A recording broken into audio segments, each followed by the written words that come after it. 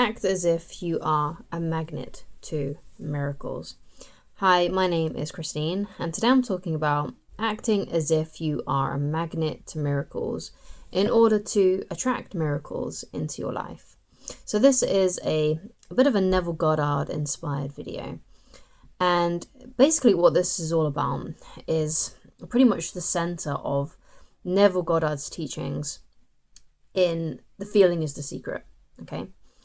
Which is being able to control your thoughts and emotions.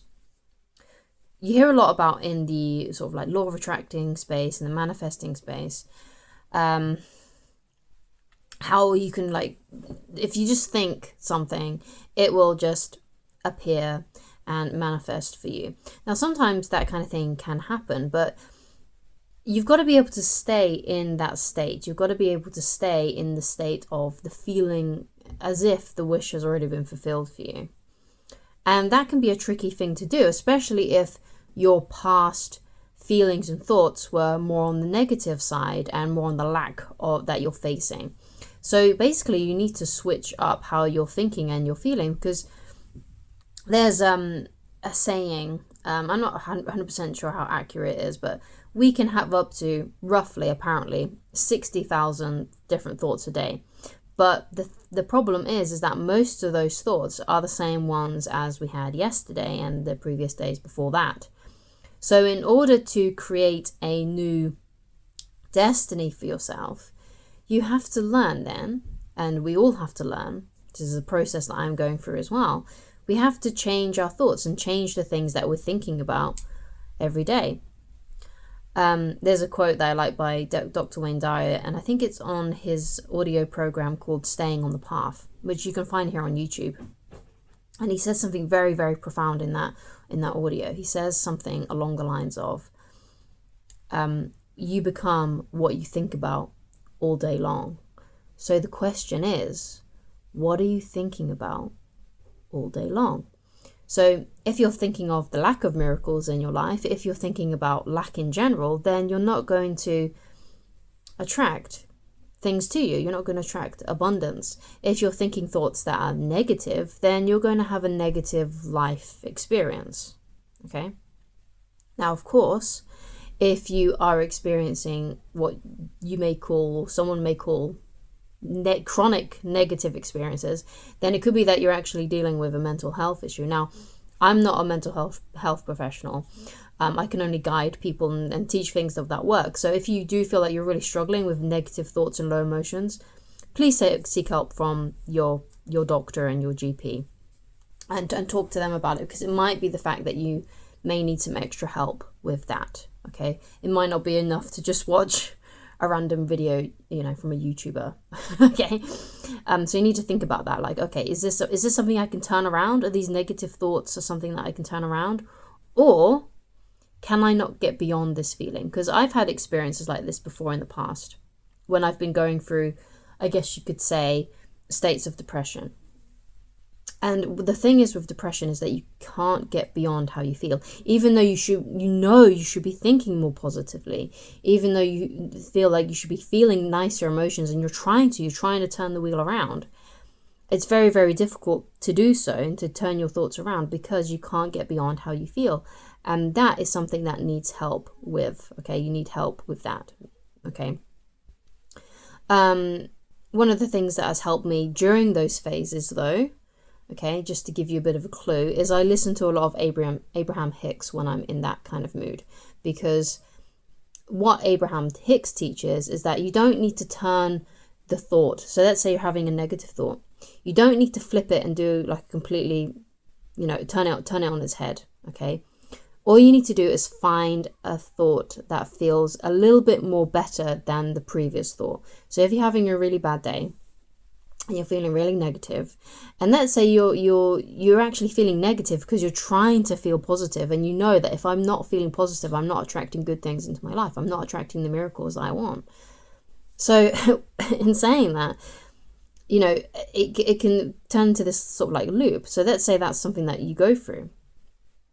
So it's like, okay, one of the things that Abraham Hicks says is that it doesn't need to happen this red hot minute. My manifestation, whatever it is I'm trying to do, I don't need to feel better right now. I don't need to manifest that thing this red hot minute. It doesn't matter if it comes later.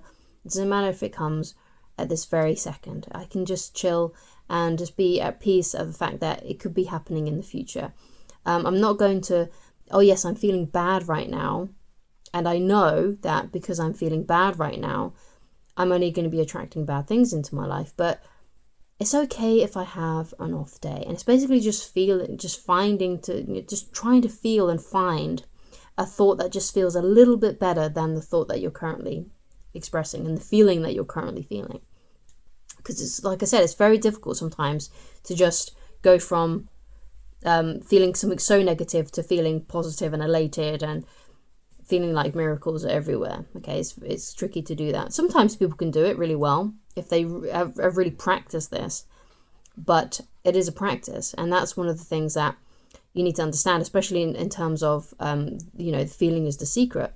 It's a conscious effort. You have to put practice into feeling nice things every day, into feeling nice thoughts every day, and basically that's what it is. If you think about the things that you want to attract into this life, more than likely there's a feeling, a byproduct of what it would be like, of what you will experience in your body and in your emotions when that thing has manifested.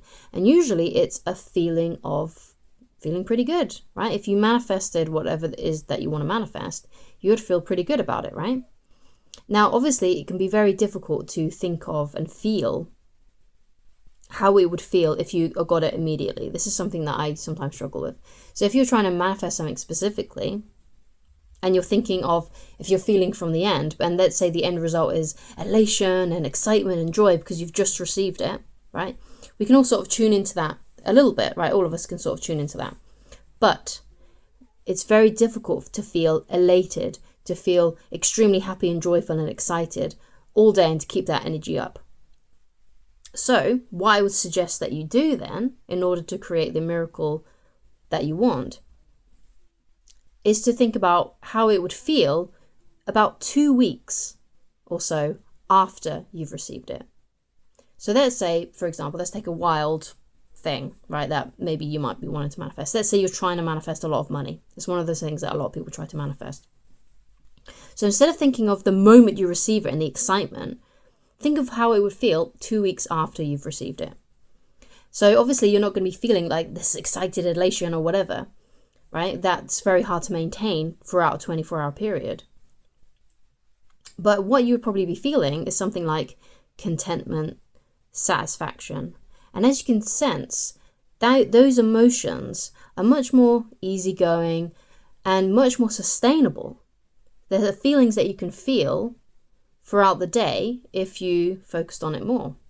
Okay, those are feelings that you could generate in your body every day consistently, because it's not as intense. Okay, now of course it's okay to sprinkle in those feelings when you remember to, but it's much more easier to focus on these emotions that are a little bit less intense. Okay, so in order then to attract miracles, you gotta as well, like another trick that can help you with this is that to just observe the everyday miracles that you may see. It could be like seeing a mother playing with her baby, and just the thought of how much of a miracle it is that we can create life in this way, as something like that. Or maybe you're just going for a walk outside and you're observing nature's miracles in terms of like the trees and the bushes and the grass and the wildlife. Maybe you see some squirrels and some birds. Just observe miracles, because if you really think about it on a really deep level, everything is a bit of a miracle, right? The table that I'm working on right now is a miracle, if you really think about it, because this specific table that I'm working on, actually, I'm pretty sure was actually built by my great-grandfather. So it's a miracle that I'm using this today, and it was made ages ago. It's probably made like about over 50 years ago now, and yet it's still being used today. That's kind of a miracle, really, that it's been well looked after and well sustained throughout that time. And it's just one of those little miracles. And it's the fact that even though I never met my great grandfather, I'm still using something that he built.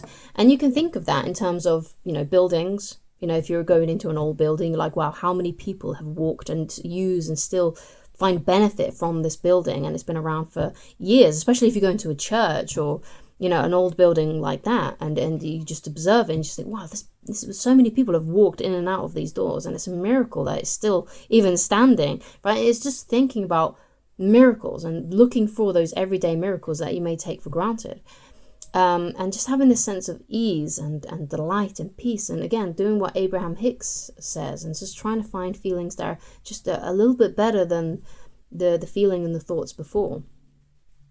So it comes down to then practice. It comes down to controlling the thoughts that you have, to actively pick thoughts that feel really good and feel really nice.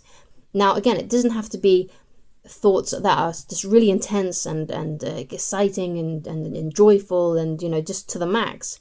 It can just be really, really slight, easy thoughts that feel really nice. They don't have to be intense. And going by the exercise that I've given you is that not to think about them, because especially if you're struggling with this, especially if you haven't manifested what you haven't manifested what you want, right? Think about how it would feel 2 weeks after. How would you be behaving 2 weeks after it's manifested, where your emotions have actually simmered down and you just feel this more contentment and more security about life, whatever it may be, whatever those feelings may be for you, how it would feel in 2 weeks' time after you've manifested the thing that you want to manifest, and how you would be living life differently, and just sort of contemplating that and choosing to think about those things. That's the work, that's the practice. Okay, because obviously during our day we live in reaction most of the time. We're reacting to other people's behaviors, and we sort of letting basically external circumstances control how we're feeling. But if we choose and pick the thoughts that we want to think, then that's the practice, that's the work. But it is a practice. It's not something that's going to come easily all the time. Now, some people might be able to attract things really easily and be able to do this very easily, but others, it's a practice. For most people, it will be a practice, because we've been living in the other way for so long, those 60,000 thoughts that we've just repeated and repeated every day. So hopefully this has been beneficial to you. Hopefully it's been helpful to you. If you'd like coaching with me and you'd like more help with this, you don't have to, because I've pretty much laid out everything in the video. But if you do feel like you need help with a specific situation, then you can go to www.christineloveridge.com, and I shall talk to you again very soon.